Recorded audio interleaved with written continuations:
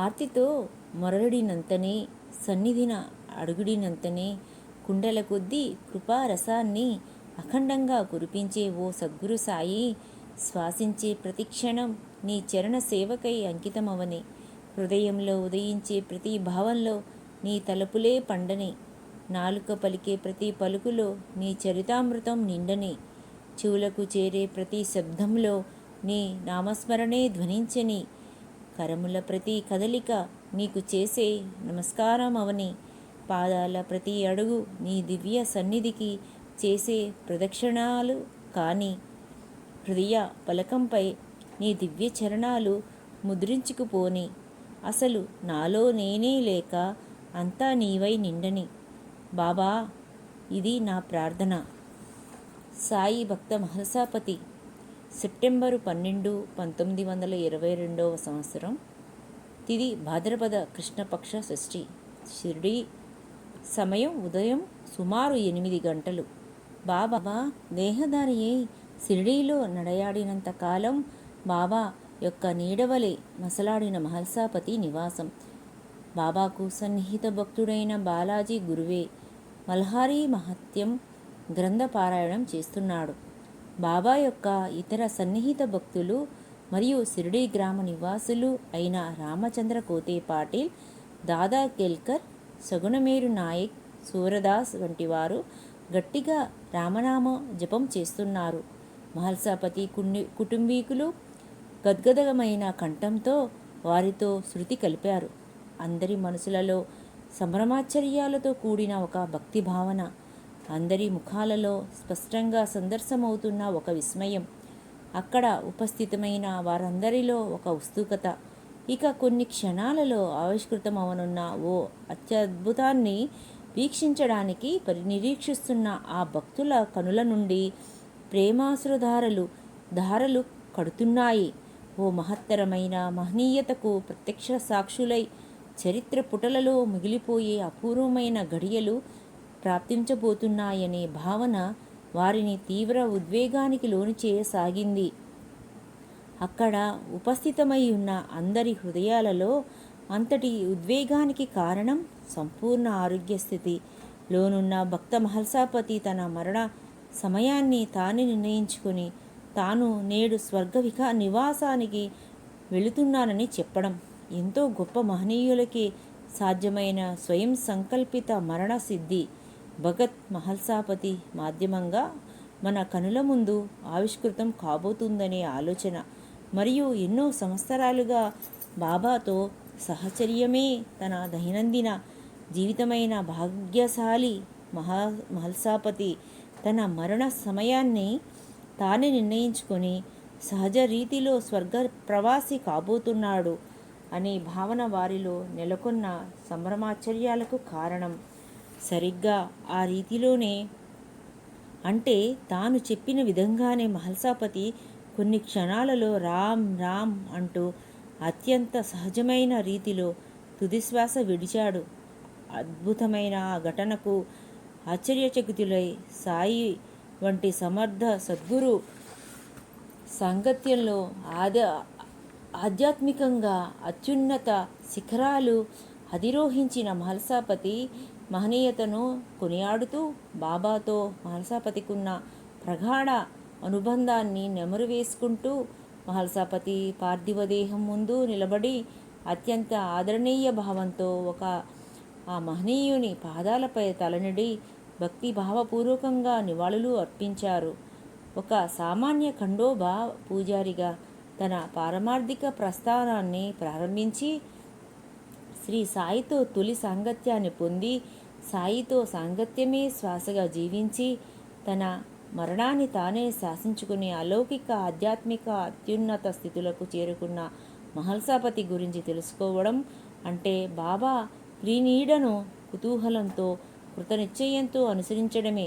తద్వారా బాబా భక్త దర్బారులో మహల్సాపతి పాత్ర ఎంతటి పూజ్యనీయమైనదో ఆదరణీయమైనదో మనకు అవగతమవుతుంది.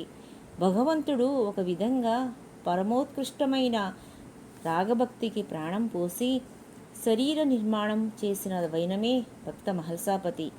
కేవలం భగవంతుని మాత్రమే కోరుకుంటూ ఆ భగవంతుని నుండి ఎటువంటి ప్రాపంచిక పారమార్థిక ప్రయోజనాన్ని ఆశించని పరమ స్వచ్ఛమైన పరమోచ్చమైన భక్తిని రాగభక్తి అంటారు.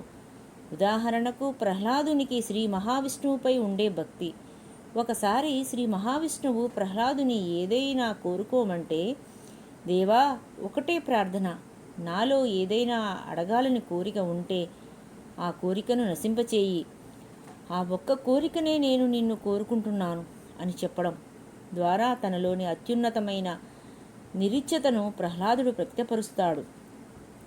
సరిగ్గా అదే వైనంలో బాబా ఒకసారి మహల్సాపతితో, అరే భగత్, ఇదిగో ఈ డబ్బులు తీసుకో, నేను ఇంకా ఇస్తాను, ఇలాగే ప్రతిరోజు ఇస్తాను, నిన్ను అన్ని విధాలా సౌకర్యవంతంగా చేస్తాను అని చెబితే, నాకు అవేమీ వద్దు బాబా, నీ చరణాశ్రయం నాకుంటే చాలు అని బాబాను ప్రార్థించి కటిక పేదరికంలో కూడా తన మనసులోని అంతటి ఉత్తమోత్తమమైన నిరీచ్ఛతను వ్యక్తపరిచిన వైరాగ భక్తుడు మహల్సాపతి. రాగభక్తిపై భగవంతుడు అనుగ్రహం కురిపించకుండా ఉండలేడు అని శ్రీరామకృష్ణ పరమహంస సెలవిస్తారు. మరి రాగభక్తికి ప్రతీకమై మరియు నిరీచ్ఛతకు నిలువెత్తు నిదర్శనమై తన జీవనంలోని ప్రతిక్షణం తమ సాంగత్యం కోసమే పరితపించిపోతూ సుమారు 50 సంవత్సరాలు కొలనుకు కలువల మంచుకు చలువల తమతో జతకూడిన మహల్సాపతిపై బాబా కుండల కొద్దీ కృపారసాన్ని కురిపించి ఆధ్యాత్మికంగా అత్యున్నత స్థితులకు చేర్చటంలో ఆశ్చర్యమేముంది? ఇంకా చెప్పాలంటే బాబా షిరిడీలో అడుగిడిన క్షణం నుండి బాబా భౌతికంగా నడయాడినంత కాలం అనుక్షణం నీడలా అంటిపెట్టుకొని అలౌకిక సంపదను వనగూర్చే బాబా దివ్య సన్నిధానం ముందు సర్వ ప్రాపంచికమంతా తుచ్చమని భావించి బాబా దివ్యానుగ్రహంతో పరమోచ్చమైన పారమార్థిక స్థితులకు చేరుకున్న ఓ పరమహంసయే భక్త మహల్సాపతి. అనామి అయిన శుద్ధ పరబ్రహ్మతత్వం సగుణ సాకార దేహమై సాక్షాత్కారమైతే ఆ రూపానికి సాయిబాబా అని నామకరణం చేసిన భగవన్నామకరణ కర్త భక్త మహల్సాపతి. ఆ నామమే తరువాతి రోజులలో అసంఖ్యాక భక్తుల నిత్య నామ జపమైంది, అఖండిత అవుతూనే ఉంది. ఒక విధంగా ఆ నామం నేడు వాడవాడలా వినిపిస్తూ నాడు నాడులను నవ్యానందంతో నాట్యమాడుస్తుంది. నేడు ప్రపంచమంతా విగ్రహ రూపంలో పూజలందుకుంటున్నావు. శ్రీ సాయి యొక్క సగుణ దేహానికి తొలి పూజ చేసుకున్న భాగ్యశాలి భక్త మహల్సాపతి. రాత్రింబవళ్ళు శ్రీ సద్గురు సాయి సన్నిధిలో జీవన క్షణాలను పునీతం చేసుకుంటూ దాదాపు మసీదు వాసి అయిన మహల్సాపతి సంవత్సరాల పాటు ఒంటరిగా బాబాతో ఎన్నో అమూల్యమైన ఆధ్యాత్మిక విషయాలను ముచ్చటిస్తూ బాబా విధించే ఎన్నో కఠినమైన నియమాలను పాటిస్తూ సాయి భగవంతునితో కలిసి మసీదులో నిద్రించిన పరమ పావనశీలి భక్త మహల్సాపతి. సంసారంలో ఉంటూ కూడా విరాగిగా ఎలా మనగలుగుతారు అనే సందేహం వస్తే అందుకు సంపూర్ణ సమాధానమే మహల్సాపతి భోగసారంలోని నిస్సారాన్ని తెలుసుకొని విరాగి అయ్యాడంటే సరే, కానీ ప్రాపంచిక భోగ ఛాయలు చూచాయగా కూడా సోకని వ్యక్తి ఆ భోగ నిస్సారత్వాన్ని తెలుసుకోవడం సాధ్యమేనా అంటే అందుకు నిలువెత్తు నిదర్శనమే వైరాగ భక్త మహల్సాపతి. సద్గురు సాన్నిధ్యపు మహిమను వర్ణిస్తూ సంత కబీరు ఆత్మహితం పొందాలనుకుంటే కటిక దారిద్ర్యం అనుభవించవలసి వచ్చినా సరే సద్గురు సన్నిధిలో జీవన క్షణాలను పునీతం చేసుకోవాలని తమదైన శైలిలో వర్ణిస్తారు. సద్గురు సన్నిధిని పొందాలి. ఓ కబీర్, నీవు ఎండిపోయిన రొట్టెను భుజించవలసి వచ్చినా సరే సద్గురు సన్నిధియే ఈ ప్రపంచంలోకెల్లా విలువైన పెన్నిది. ప్రాపంచిక సుఖాలను త్యజించి వారి సన్నిధానాన్ని పొందాలి. సరిగ్గా మహనీయుడైన కబీరు బోధించిన విధంగానే కడు పేదరికాన్ని అనుభవించవలసి వచ్చినా సరే సద్గురు సాయి సన్నిధినే తన జీవనంలోని అమూల్యమైన నిధిగా భావించి హృదయం లోపల జరిగే అసలైన ప్రగతిని ప్రసాదించే పారమార్థిక పెన్నిది శ్రీ సద్గురు సాయి అనే మొక్కవోని భక్తి భావనతో సద్గురువు ప్రసాదించే పారమార్థిక కలిమి కోసం పస్తులు పడుకునేంత ప్రాపంచిక లేమిని పరమానందంతో స్వీకరించిన ఓ మహా యోగియే భక్త మహల్సాపతి. భగవంతుడిని చేరుకోవాలంటే సత్తు అసత్తు అనే వివేచన, అసత్యమైన వాటి పట్ల తీవ్రమైన వైరాగ్యం అత్యావశ్యకాలు అని సత్పురుషుల ఉవాచ. మరియు సద్గ్రంథాల ఉద్ఘోష.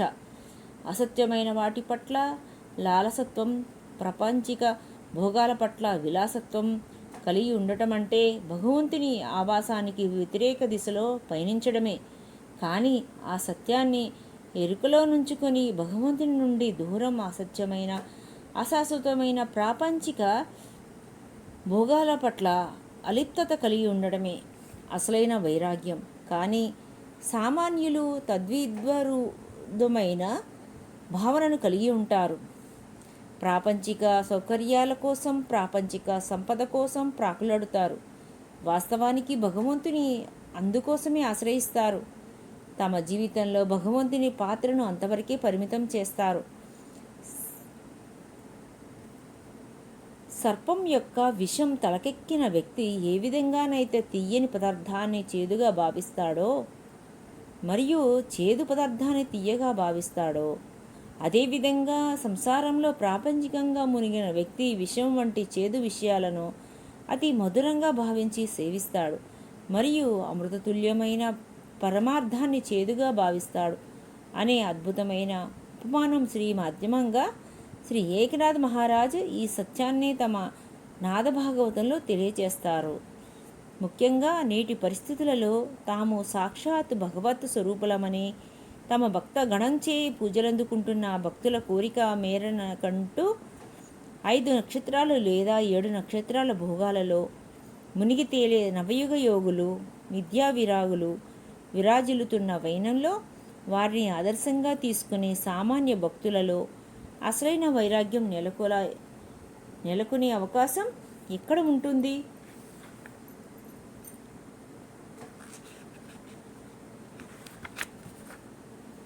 ఎక్కడ గురువు ప్రాపంచికత కోసమై ప్రాకులాడుతాడో అక్కడ శిష్యుడు కూడా ప్రాపంచిక ఆనందాలకై ఆకలిగొని ఉంటాడు.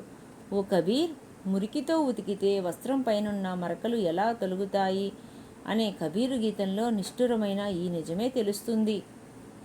కానీ నిజ గురుడైన బాబా మరియు నిఖారస్సైన భక్తుడైనటువంటి మహల్సాపతి వైరాగ్యం అటువంటి మిథ్యాపూరితమైనది కాదు.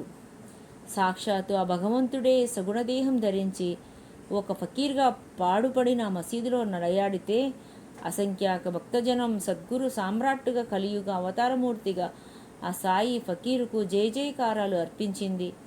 పిలిస్తే పలికే దైవంగా అనుభవపూర్వకంగా విశ్వసించే అత్యంత వైభవపూరితమైన రీతిలో నిఖిల భక్త జగతి నివాళుడిగా సద్గురు సాయి మాత్రం అత్యంత నిరుపేదయుతమైన తమ ఫకీరు జీవన విధానంలో అణుమాత్రం కూడా మార్పు రానియలేదు. అత్యంత ఆదర్శవంతమైన తమ ఆచరణతో సర్వ ప్రాపంచిక వస్తువుల పట్ల, భోగాల పట్ల తీవ్ర వైరాగ్యాన్ని కలిగి ఉంటూ సత్తు అసత్తు వివేచన భక్తుల దైనందిన జీవన విధానంలో ఎంతటి అవసరమో చెప్పకనే చెప్పారు. పాడుబడిన మసీదులో గతుకులు గుంతలతో కూడిన మట్టి నేలపై మహల్సాపతి తన ఉత్తరీయాన్ని ఒక పలుచటి వస్త్రం పరిస్తే దానిపై ఒక ప్రక్క బాబా, ఇంకొక ప్రక్క మహల్సాపతి పవళించేవారు.